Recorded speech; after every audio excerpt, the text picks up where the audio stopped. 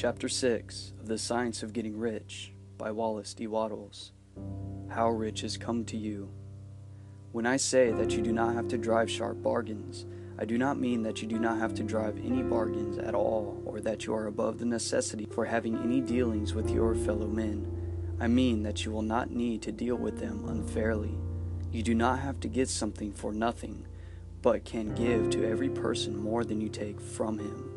You cannot give everyone more in cash value than you take from him, but you can give him more in use value than the cash value of the thing you take from him. The paper, ink, and other material in this book may not be worth the money you pay for it, but if the ideas suggested by it bring you thousands of dollars, you have not been wronged by those who sold it to you. They have given you a great use value for a small cash value. Let us suppose that I own a picture by one of the greatest artists, which, in a developed society, is worth thousands of dollars. I take it to Baffin Bay and by salesmanship induce a native dweller to give a bundle of furs worth $500 for it. I have really wronged him, for he has no use for the picture. It has no use value to him. It will not add to his life. But suppose I give him a gun worth $50 for his furs. Then he has made a good bargain. He has use for the gun. It will get him many more furs and much food. It will add to his life in every way. It will make him rich. When you rise from the competitive to the creative plane, you can scan your business transactions very strictly. And if you are selling any person anything which does not add more to his life than the thing you give him in exchange, you can afford to stop it. You do not have to beat anyone in business. And if you are in a business which does beat people, get out of it at once. Give everyone more in use value than you take from him in cash value. Then you are adding to the life of the world by every business transaction. If you have people working for you, you must take from them more in cash value than you pay them in wages. But you can so organize your business that it will be filled with the principle of advancement, and so that each employee who wishes to do so may advance a little every day. You can make your business do for your employees what this book is doing for you. You can so conduct your business that it will be a sort of ladder by which every employee who will take the trouble may climb to riches himself. And given the opportunity, if he will not do so, it is not your fault.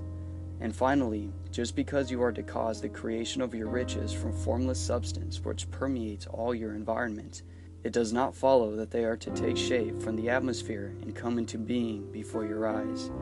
If you want a sewing machine, for instance, I do not mean to tell you that you are to impress the thought of a sewing machine on thinking substance until the machine is formed without hands in the room where you sit or elsewhere. But if you want a sewing machine, hold the mental image of it with the most positive certainty that it is being made or is on its way to you. After once forming the thought, have the most absolute and unquestioning faith that the sewing machine is coming. Never think of it or speak of it in any other way than as being sure as to arrive. Claim it as already yours. It will be brought to you by the power of the supreme intelligence, acting upon the minds of men. If you live in Maine, it may be that a person will be brought from Texas or Japan to engage in some transaction which will result in your getting what you want. If so, the whole matter will be as much to that person's advantage as it is to yours. Do not forget for a moment that the thinking substance is through all, in all, communicating with all, and can influence all. The desire of thinking substance for fuller life and better living has caused the creation of all the sewing machines already made, and it can cause the creation of millions more, and will, whenever people set it in motion by desire and faith, and by acting in a certain way. You can certainly have a sewing machine in your house, and it is just as certain that you can have any other thing or things which you want and which you will use for the advancement of your own life and the lives of others. You need not hesitate about asking largely. It is your Father's pleasure to give you the kingdom, said Jesus. Original substance wants to live all that is possible in you, and wants you to have all that you can use and will use for the living of the most abundant life. If you fix upon your consciousness the fact that your desire for the possession of riches is one with the desire of the supreme power for more complete expression, your faith becomes invincible. Once I saw a little boy sitting at a piano, vainly trying to bring harmony out of the keys. I saw that he was grieved and provoked in his inability to play real music. I asked him the cause of his vexation, and he answered, "I can feel the music in me, but I can't make my hands go right." The music in him was the urge of original substance, containing all the possibilities of life. All that there is of music was seeking expression through the child. God, the one substance, is trying to live and do and enjoy things through humanity. He is saying, "I want hands to build wonderful structures, to play divine harmonies, to paint glorious pictures. I want feet to run my errands, eyes to see my beauties, tongues to tell mighty truths, and to sing marvelous songs," and so on. All that there is of possibility is seeking expression through people.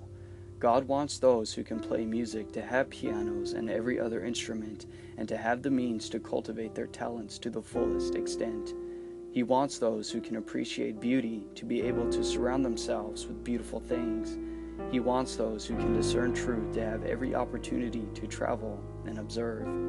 He wants those who can appreciate dress to be beautifully clothed, and those who can appreciate good food to be luxuriously fed.